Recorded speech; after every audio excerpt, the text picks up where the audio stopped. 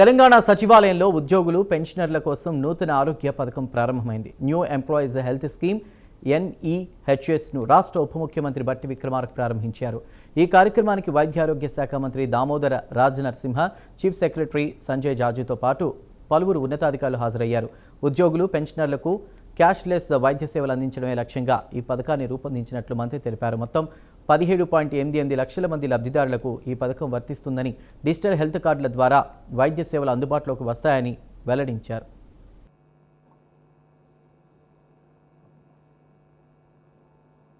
గౌరవ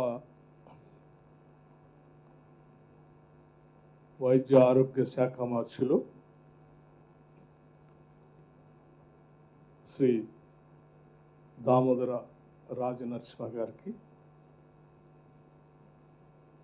అట్లాగే రాష్ట్ర ప్రభుత్వ చీఫ్ సెక్రటరీ గారికి, స్పెషల్ చీఫ్ సెక్రటరీ GAD ఎక్క గారికి, finance principal secretary Sandeep Sultania గారికి, medical and health secretary Christina గారికి, కన్వీనర్ హనుమంత్ గారికి, ముఖ్యంగా ఉద్యోగ సంఘాల జేఏసీ నాయకులు జగదీశ్వర్ గారికి, శ్రీనివాస్ గారికి, ఇతర జేఏసీ కార్యవర్గ సభ్యులందరికీ, వివిధ సంఘాల నాయకులకి, రాష్ట్ర వ్యాప్తంగా ఉన్నటువంటి ఉద్యోగ వ్యవస్థలో పనిచేస్తున్న ప్రతి ఉద్యోగికి, కుటుంబ సభ్యులకి, పాత్రికేయ మిత్రులకి, మీ అందరికి కూడా ముందుగా నా హృదయపూర్వకమైనటువంటి నమస్కారాలు. ఈరోజు మనం ప్రారంభం చేసుకునేటువంటి న్యూ ఎంప్లాయీస్ హెల్త్ స్కీమ్ అనేది, ఇది కేవలం ఒక పథకాన్ని మనం ప్రారంభించుకోవటం ఒకటే కాదు, తెలంగాణ రాష్ట్ర చరిత్రలో ఒక నూతన అధ్యాయానికి ఈరోజు మనం ప్రారంభం మొదలుపెట్టాం. రాష్ట్ర వ్యాప్తంగా ఉన్నటువంటి దాదాపు 8 లక్షల మంది ఉద్యోగులు, పెన్షనర్సు, 9 నుంచి 10 లక్షల వరకు ఉన్నటువంటి వారి మీద ఆధారపడి ఉన్నటువంటి డిపెండెంట్స్కి సంబంధించి ఒక భరోసా, ఓ నమ్మకం, ఒక భయం లేనటువంటి ఒక వ్యవస్థను ఈరోజు మనం న్యూ ఎంప్లాయీస్ హెల్త్ స్కీమ్ ద్వారా క్యాష్లెస్ ట్రీట్మెంట్కి ఈరోజు రాష్ట్ర ప్రభుత్వం తరఫు నుంచి ఇందిరమ్మ ప్రభుత్వం, ప్రజాప్రభుత్వం, కాంగ్రెస్ ప్రభుత్వం ఈ కార్యక్రమాన్ని చేపట్టింది. ఇది కేవలం ఒక్క రోజులో అయినటువంటి కార్యక్రమం కాదు. ప్రభుత్వంలో పనిచేస్తున్నటువంటి ఉద్యోగ సంఘాలు, ఉద్యోగస్తులు అందరూ కలిసి రాష్ట్ర ముఖ్యమంత్రి గౌరవ రేవంత్ రెడ్డి గారిని, ఈ క్యాబినెట్ని కలిసి ఒక విజ్ఞప్తి చేశారు. అనాదిగా ఈ రాష్ట్రంలో మేము ప్రజల కోసం సేవలు అందిస్తూ ఉన్నాం. దురదృష్టవశాత్తు ఏదైనా జరిగితే ఆ వైద్యానికి సంబంధించినటువంటి ఖర్చుని మేము భరించలేనటువంటి పరిస్థితిలో ఉన్నాం. భరిస్తే కూడా దాన్ని అప్పులమయంగా తెచ్చుకొని తీర్చలేనటువంటి దుస్థితిలో కూడా ఉన్నాం. సమయానికి డబ్బులు లేకపోతే హాస్పిటల్లో వైద్యం చేయలేనటువంటి పరిస్థితి కూడా ఉంది. కాబట్టి రాష్ట్ర ప్రభుత్వం చేపట్టే అనేక ప్రజా సంక్షేమ కార్యక్రమాలని, పరిపాలన సంబంధమైనటువంటి అంశాలని కింది స్థాయి వరకు మేము డెలివరీ మెకానిజంలో మా బాధ్యత పూర్తి స్థాయిలో నిర్వహిస్తూ రాష్ట్ర ప్రభుత్వ కార్యక్రమాలను విజయవంతం చేయడం కోసం ప్రయత్నం చేస్తున్న ఈ సమయంలో మాకు, మా కుటుంబ సభ్యులకు కూడా ఒక భరోసాని రాష్ట్ర ప్రభుత్వం కల్పించాలని విజ్ఞప్తి చేసినప్పుడు ఈ ప్రభుత్వం ఒక క్యాబినెట్ సబ్ కమిటీని నియమించి రాష్ట్ర ప్రభుత్వంలో పనిచేస్తున్న ఉద్యోగ వ్యవస్థ, వారి కుటుంబ సభ్యులు మొత్తం కూడా మన కుటుంబ సభ్యులే. వారందరి యోగక్షేమాలు కూడా చూడాల్సిన బాధ్యత మనదే అని ఒక ఆలోచనని ఈ క్యాబినెట్ నిర్ణయించి ఈ క్యాబినెట్ సబ్ కమిటీకి ఒక బాధ్యత చెప్పింది. క్యాబినెట్ సబ్ కమిటీ చైర్మన్గా నేను ఫైనాన్స్ డిప్యూటీ సీఎంగా బాధ్యత తీసుకొని నాతో పాటు సహచర మంత్రివర్గ సహచర సభ్యులు శ్రీ దుద్దెల శ్రీధర్ బాబు గారు, పొన్నం ప్రభాకర్ గారు, కేశవరావు గారు సుదీర్ఘంగా మీ అందరితో చర్చించాం.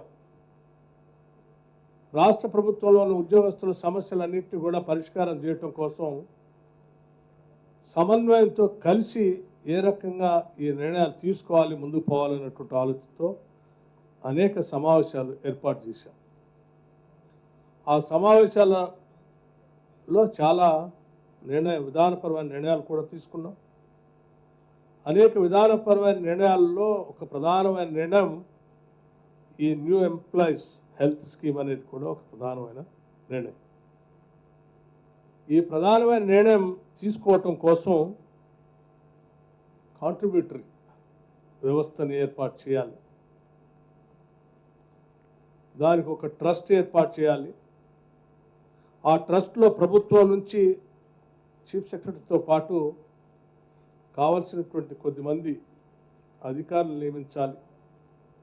అట్లాగే ఉద్యోగ సంఘాలకు సంబంధించిన నాయకుల ప్రతినిధులు కూడా ఈ ట్రస్ట్లో పెట్టాలి సమానంగా. ఈ యావత్ అంతా ఒక ట్రస్టీగా ఏర్పడి ఈ ట్రస్ట్ సభ్యులు ఈ రాష్ట్రంలో ఉన్నటువంటి ఈ 8 లక్షల మంది ఉద్యోగుల పెన్షనర్స్కి 9.8 లక్షల డిపెండెంట్స్కి వాళ్ళ అవసరాలు తీరే విధంగా ఈ హెల్త్ స్కీమ్ ద్వారా వారికి కావాల్సిన చర్యలు చేపట్టాలి. ఇది ఈ రాష్ట్ర ప్రభుత్వం తీసుకున్న నిర్ణయం. అందులో భాగంగానే హెల్త్ శాఖకు సంబంధించి గౌరవ మంత్రివర్యులు ప్రత్యేకమైన దృష్టి సారించి దామోదర్ రాజనరసింహ గారు ఈ రాష్ట్ర ప్రభుత్వం తీసుకున్న నిర్ణయాన్ని వెంటనే దీన్ని అమలు చేయటం కోసం ఈ హెల్త్ కార్డ్ని ఈరోజు రాష్ట్ర వ్యాప్తంగా ఈరోజు ప్రారంభోత్సవం చేసుకొని అందించే కార్యక్రమాన్ని కూడా ఈరోజు ఇక్కడ మీ అందరి సమక్షంలో ఏర్పాటు చేసుకున్నాం. ఇది నిజంగా రాష్ట్ర ప్రభుత్వానికి చాలా సంతోషకరమైనటువంటి విషయం. అట్లాగే రాష్ట్ర ప్రభుత్వంలో పనిచేస్తున్న లక్షలాది మంది ఉద్యోగుల వారి కుటుంబ సభ్యులు, పెన్షనర్స్, రిటైర్ అయినటువంటి వాళ్ళకు కూడా సంతోషకరమైనటువంటి వార్త. ఎందుకంటే భవిష్యత్తులో ఎటువంటి ఆందోళన లేకుండా, ఎటువంటి అనారోగ్య పరిస్థితి ఏర్పడినా నాకు ఈ రాష్ట్ర ప్రభుత్వం తరఫున నా వైద్య నిమిత్తం అయ్యే ఖర్చు మొత్తాన్ని కూడా ఈ ప్రభుత్వం ట్రస్ట్ ద్వారా చెల్లిస్తుంది. కాబట్టి నేను ఎక్కడ ఆందోళన చెందాల్సినటువంటి అవసరం లేదని ఒక నమ్మకం, ధైర్యం ఆ ఉద్యోగికి, ఆ కుటుంబ సభ్యులకు కూడా దీని ద్వారా ఏర్పడుతుందని చెప్పడానికి నేను చాలా సంతోషిస్తూ ఉన్నాను. అటువంటి నమ్మకం, ధైర్యం రేపు మీరు చేసేటువంటి పని దినాల్లో కానీ, సమయాల్లో కానీ, మీ నిబద్ధతలో కానీ, ప్రజలకు మీరు అందించే సేవా కార్యక్రమంలో కానీ పూర్తిగా పెద్ద ఎత్తున పనిచేయటానికి మీకు కూడా ఒక రకమైనటువంటి బాధ్యత, గౌరవం, నమ్మకం కూడా దీని ద్వారా కలుగుతుందని చెప్పడానికి ఈ ప్రభుత్వం తరఫు నుంచి నేను చాలా సంతోషిస్తూ ఉన్నాను. గౌరవ ముఖ్యమంత్రి గారు పదే పదే ఈ రాష్ట్రంలో మనం ప్రత్యేకంగా వైద్యం పైన, విద్య పైన ప్రత్యేకమైన దృష్టి సారించి కావలసినంత నిధుల్ని మనం కేటాయిస్తూ ఆరోగ్యమైన తెలంగాణని మనం సృష్టించడే మన ముందు ఉన్నటువంటి బాధ్యత అని చెప్పి చాలా సందర్భాలు చెప్తూ ఉంటారు. దాంట్లో భాగంగానే రాష్ట్ర వ్యాప్తంగా 5 లక్షల నుంచి 10 లక్షలకు పెంచినటువంటి రాజీవ్ ఆరోగ్యశ్రీ కార్యక్రమం కానీ, లేకపోతే ఈ రాష్ట్ర ప్రభుత్వం ప్రజాప్రభుత్వం ఏర్పడిన తర్వాత సంఖ్యని ఉన్నటువంటి 1,15,00,000 కుటుంబాలకి 1,06,00,000 కుటుంబాలకి రాజీవ్ ఆరోగ్యశ్రీ కార్డుని 5 లక్షల నుంచి 10 లక్షల వరకు ఈ 1,06,00,000 కుటుంబాలు, రాష్ట్ర వ్యాప్తంగా ఉన్నటువంటి కుటుంబాలు ధైర్యంగా ఆ సంవత్సర కాలంలో ఎటువంటి ఇబ్బంది ఏర్పడినా 10 లక్షల వరకు కార్పొరేట్ హాస్పిటల్స్లో కానీ ప్రభుత్వ హాస్పిటల్స్లో కానీ వైద్యం చేయించుకునేటువంటి వెసులుబాటుని ఈ ప్రభుత్వం కల్పించిన విషయం కూడా మీ అందరికీ ఈ సందర్భంగా నేను గుర్తు చేస్తాను. అలాగే ఈ హెల్త్ స్కీమ్ ద్వారా కూడా దాదాపు 886 ప్రైవేట్ హాస్పిటల్ నెట్వర్క్ ద్వారా ఈ స్కీమ్ ఇంప్లిమెంట్ అయ్యేటట్టుగా క్యాష్లెస్ నగదు రహిత ఇన్పేషెంట్ చికిత్స అందుబాటులోకి వస్తుంది.